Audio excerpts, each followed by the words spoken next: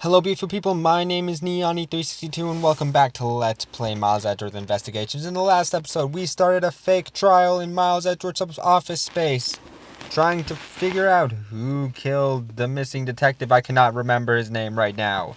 And we have accused Portsman, and in this episode, we're going to hear Portsman's counter-argument, so let us go! Press that arm button already! Okay, good. There's just nothing else like it in the world. I didn't remember what he said before, and I don't know how to rewind. What? Stupid birds outside. Mind your own thing, birds! Mr. Edgeworth just explained it all, even backed it up. You're a murderer. Stop trying to slippery. Stop being slippery and admit already, jerk. That can't explain what I'm saying. Stop pressing the B button as well. And as I said earlier, it's all circumstantial, so full of conjecture. You say you checked my doorknob for prints? Well, I can readily confess that I had wiped that knob down well. No! Liar! Liar! He wiped ours down well. I'm a little obsessive-compulsive, you see. I didn't want to touch a doorknob that you had touched, which is why I wiped the knob down as soon as I could after you opened the door. After that, it makes perfect sense that only Jim's and my own prints would be on there. You made that up just now, didn't you? Furthermore, as for the note Jim left for me, do you know exactly when that was? For all we know, he could have left it there before I arrived at the office. Like earlier evening, for example. But that means you still had it, right? Being sorry confuses me. Are you saying you failed to notice a note in your doorway? Oh. Hey, even geniuses fail at times. I was probably too preoccupied by work-related matters, although that's no excuse. Now that's just flat-out lie. There's no way you didn't notice a note that size. Ah, but you can't prove that, can you? Say something! Back me up! Portsman makes a good point. I can't prove that he didn't simply overlook it. Besides, I have an airtight alibi. Airtight, you say?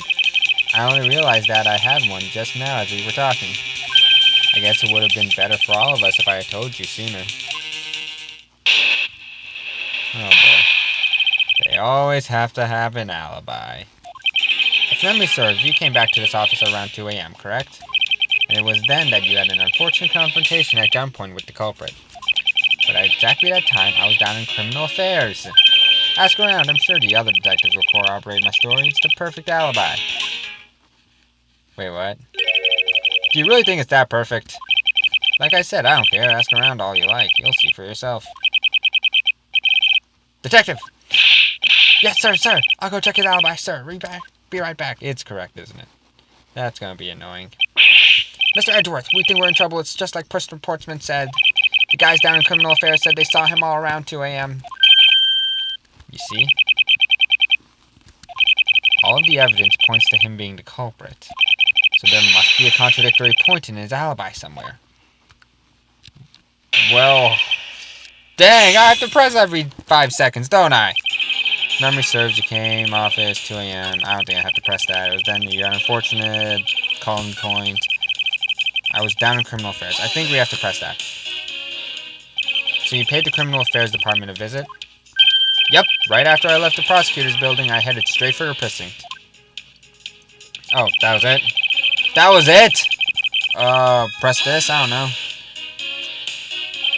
Well, we did go and ask around to confirm your testimony, and it was just as I said. A number of detectives said that they saw you at around that time. I really need a better recording microphone right now. I have the perfect alibi. That's the ace I had up my sleeve, and you didn't say it at all. It may seem perfect. No, there's a hole. Press him a little. I'm pressing him, don't you notice? I don't want to press every 5 seconds. That'll take too long. It's really important to me. You're spotted with the time. I remember checking my watch. Make no mistake, those 2. Give testimony like a pro. Officer 2. It was then... Oh, please tell me it's not the last thing that I didn't think had anything to do with anything, right?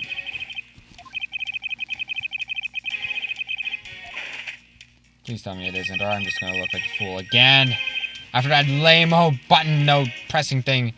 It's me who saw her. It was pitch black, couldn't actually see. sure you saw something. I'm beginning to feel like I'm the one being interrogated here. It only matters that you ran into the culprit. He actually does have the perfect alibi. Oh, I was so surprised at everything. Okay. What's wrong? Why the sudden sullen look on your face? Can't you say anything back? Come on. I think we've reached the end of the line, and it's time to get off this crazy train. You there! Sir. Please escort the young lady out, but remember, be gentle. Gotcha. Drama! Oh, wait a minute. Is there nothing I can do? There must be a way to turn this situation around. I only had a clue. Did I miss something that can help me cast out his alibi? Oh, what? I have to use logic again. Last time I used logic. What? One more time, and with logic. Oh, boy. Oh, yeah, we still have the files. We have the handgun. And the shooter and I could not. Then who could it have been? I feel like it has something to do with another handgun and his alibi. Just because there might be two guns going on. I'm always suspecting the guns right now, to be honest. That's what I think. Am I completely wrong? Explosion? Yeah! There were 2 bullets left at the scene of the crime. One that robbed Mr. Faith of his life, and one that nearly robbed me of my jacket. However, the murder weapon only showed sign of being fired once, meaning that it is entirely possible that a second gun was used in my office tonight. But seeing as how the killer had to steal Mr. Faith's gun, I doubt the killer had another gun up their sleeve. Ooh, I think I know what's going on now. Random checking and hope for the best for the win. The second gun could have been the property of an entirely different person, which could mean that there was another person who paid a visit to my office tonight. Oh, come on! That's just confusing. Okay, so now I know, obviously, that the victim and killer weren't the only visitors, so there might have been another person who could have stolen the files that we don't know about, and now I'm confused.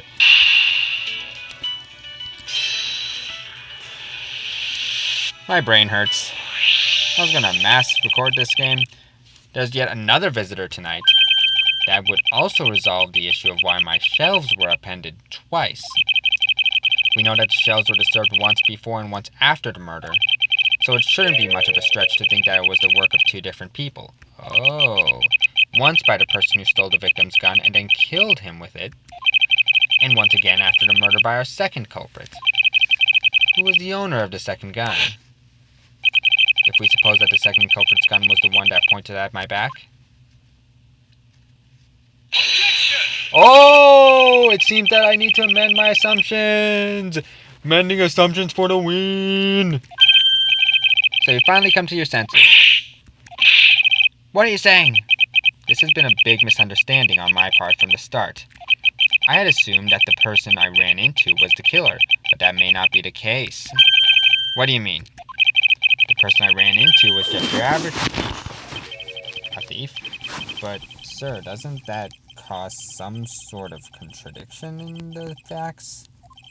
Not at all. It simply means that the killer was someone else. And it means that in actuality, 2 culprits stole into my office tonight.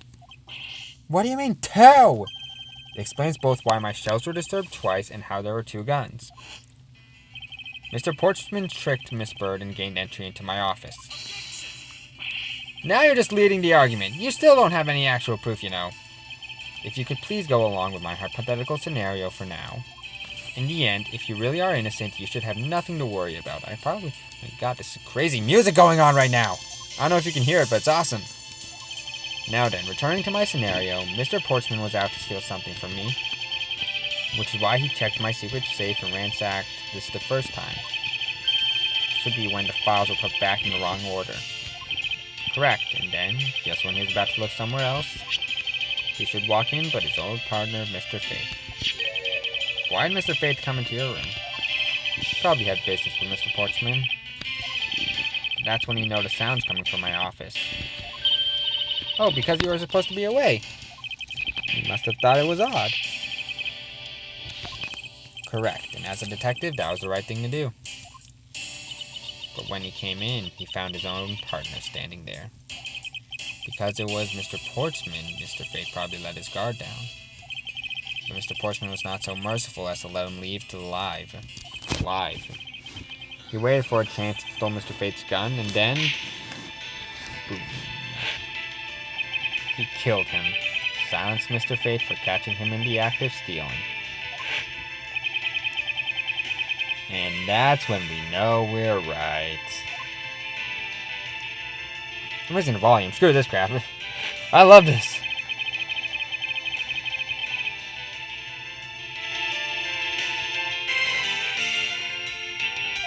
Following that, Mr. Portsman wiped the gun down and left it behind as he made his exit. He could afford to do that because he had also left a fake dying message behind. Such a complicated troublemaker, you know that? Well, if things were as simple as that, then all would be solved, however. There was yet another visitor to my room, and this is where it gets complicated. There was another? Visitor? Yes, and this other person's objective was to steal something from me. Was that the girl's thief that I've heard so much about? Now then, even after Mr. Portsman, the door of my office remained unlocked. However, this new visitor had no way of knowing that, and so they stole the master key from the security guard's room. And then entered my room and searched through my shelves. This was the second time they were disturbed, and it seemed the thief found our prize. This stolen zero file that we already found for some weird reason and freaking below the bed. Great thievery right there. Oh, never mind.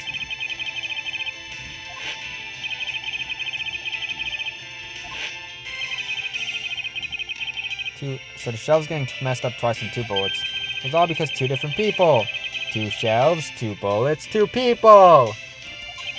Precisely. So now do you see, Mr. Portsman? The person I met was just a thief and was not in fact Mr. Fate's killer. Your alibi for a time frame in which I ran into the other person is now irrelevant. Because we now know that the murder took place during the first culprit's visit! He's gonna say there's no evidence, isn't he? Ha ha ha ha. Absolutely splendid. Your scenario explains everything. It's Mr. Edgeworth after all. But you know, it still doesn't change the fact that it's all circumstantial. Yeah, I was going to say that. Supposing if, and that's a big if, your theory is right, it would indeed render my alibi, which has withstood scrutiny, mind you, irrelevant. But there is still one defining point of your argument for which you have no evidence. The gun? I'm thinking the gun. Your supposition that I was the first visitor. Mr. Edgeworth, you can't let him get away with that, sir. But he has a point. I have absolutely no proof at this point. Don't say that. I don't believe this. Don't worry. I'll do something if I must. You know something? I find your attitude to be somewhat peculiar, Mr. Edgeworth. The person you met really was a plain old thief. Why is that person not your main suspect? That is, if your theory is correct. That's actually a good point. Why do we trust this guy? The heck is this song? The heck? Does this mean this is the last, testimony? Because that would make sense. That was cool music.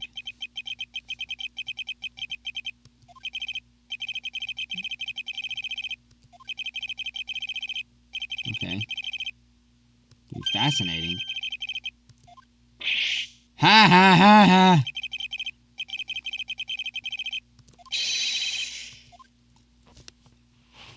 Find a way to prove it in the next episode. So in the next episode, we're going to check out this guy's alibi, part 2. So I hope you had fun. Leave a like, comment, subscribe, favorite, whatever you want to do. And I'll see you all back here next time.